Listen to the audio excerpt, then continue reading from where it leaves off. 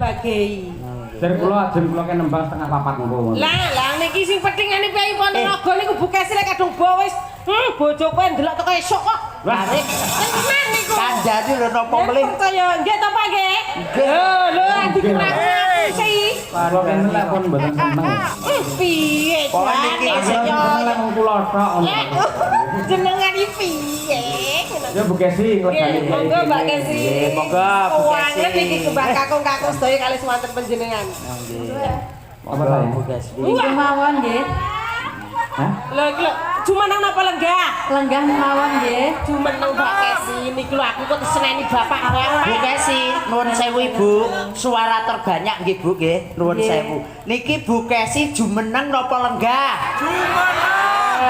Lenggah napa jumeneng? Kaya nang omah lho Bu meneng.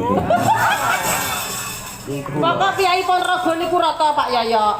Sing remen senior nggih kata, junior nggih kata. Ngoten lho, dadi sama rata. Terima kasih. Monggo jeng. Sering kula ajeng kula imbungin goro-goro engko. Niki wis bisiki kula malah didukani kula. Ya jumeneng Bukesi. Ra apa-apa ra apa. Bu Kesi. Mungkin dari anyar niki. Tenang ya.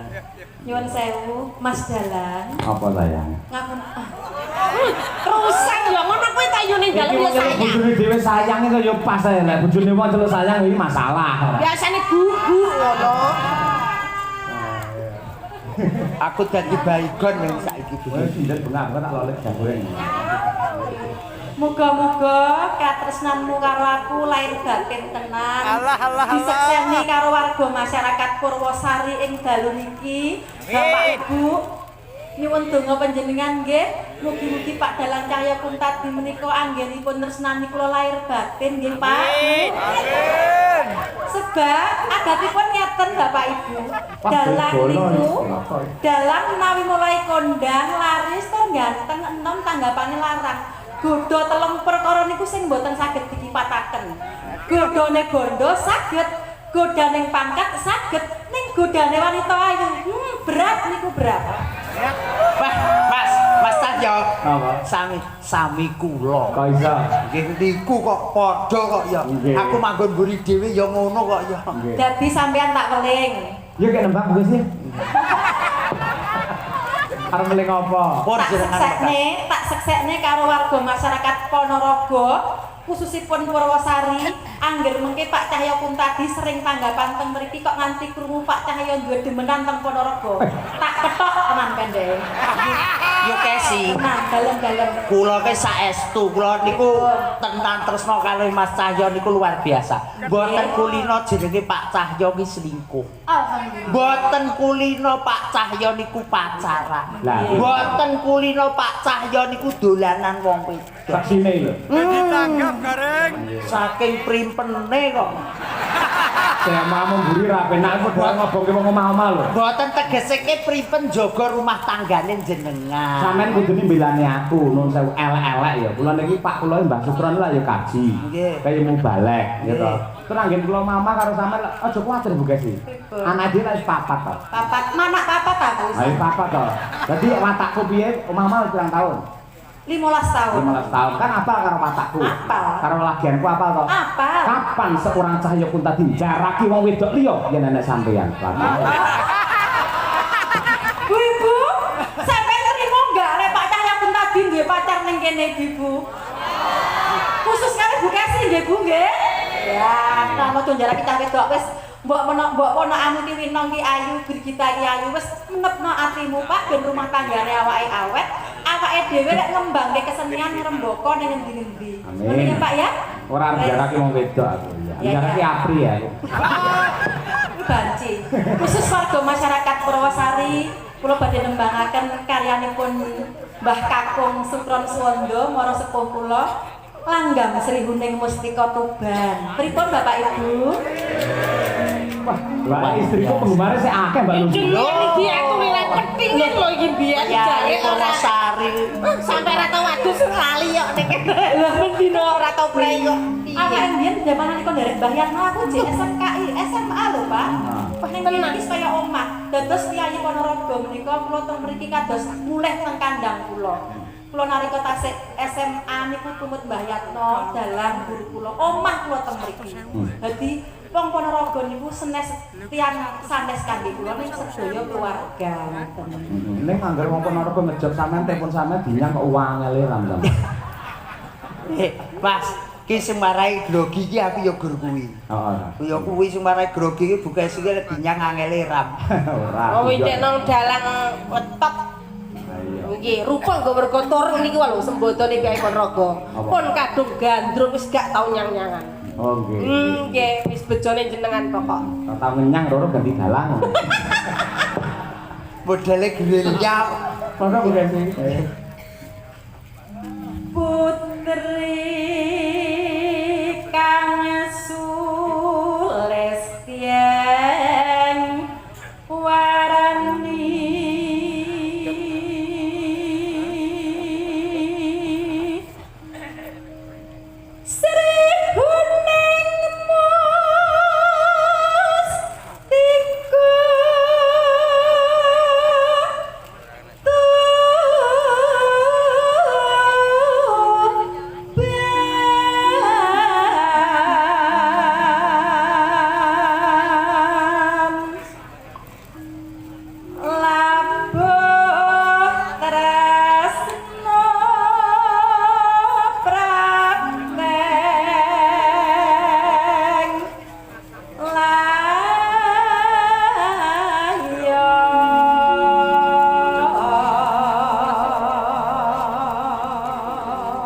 apik-apik nol menembang bugesi mumpung sing gender iki Mas. Wegih, wegih.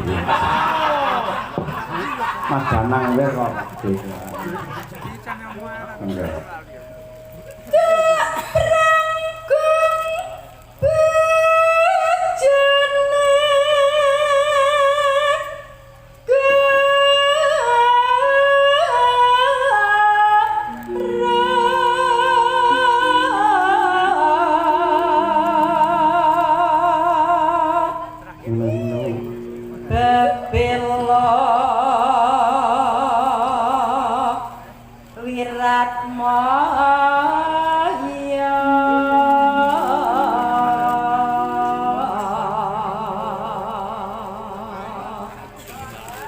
Pripun, Mbak? Jos. Jos. Saya nang wawon. Ayo bojo kula. Alah, nang kene ngelem, nang kene ngelem-ngelem. Coba nang omah gawane kopi kepahitan ngono maido. Ora, Bu, ora maido aku. Lah aku mak gekne kopi, teh ngono kuwi utawa sirup ora seneng. Senenge napa? Apalah kono lah. Ya. Rangi rasri guneng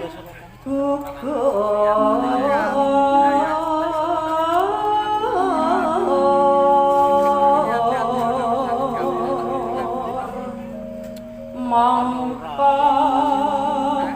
mustika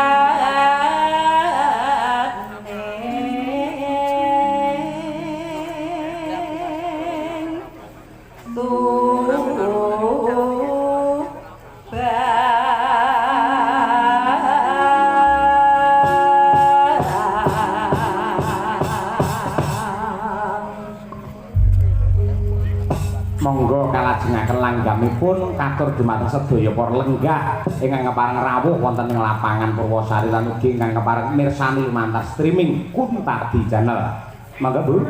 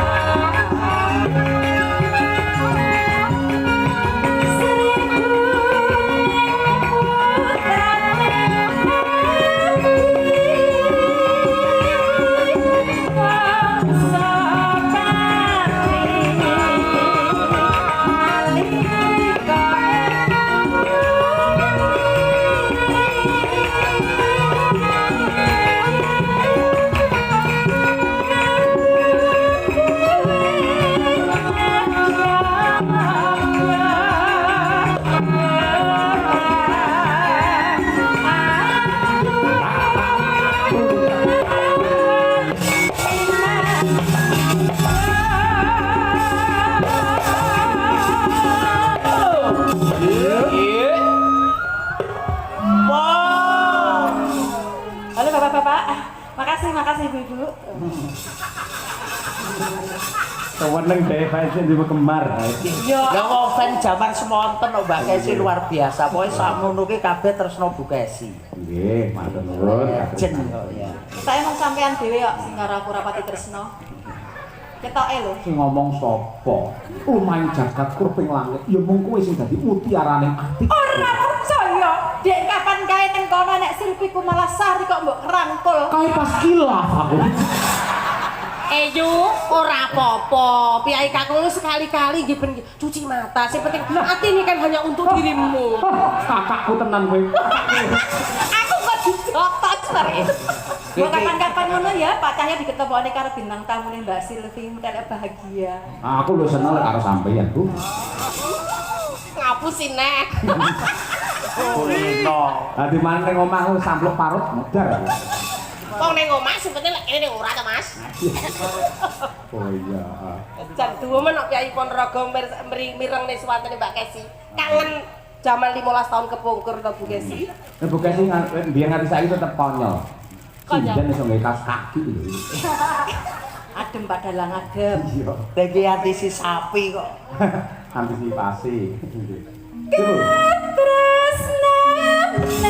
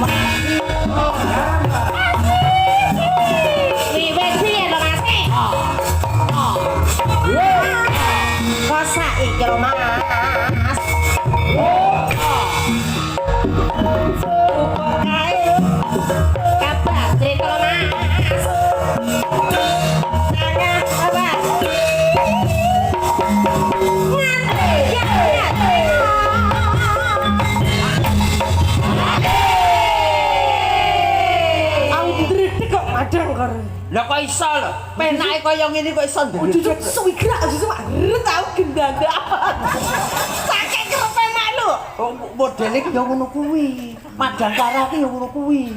Wah kok gagap aku mek lali kabeh. Kaya-kaya Tulungagungan, kaya-kaya Ponorogan, kaya-kaya Bubrah Larang. Kok jebul temunen. Madangkara kok ya. Tenang mawon Mbak Lho, sing geragap mboten namung jenengan. Aja mecek-mecek ya, Cak. Kandhane Mbak Lurah mawon kula kabeh iki padha ndredege mboten umum. Enggak anggere bar jam 2 lek geragap kabeh ya. Ngoten, Dek. Kandhane kaya catetan ya. Catatan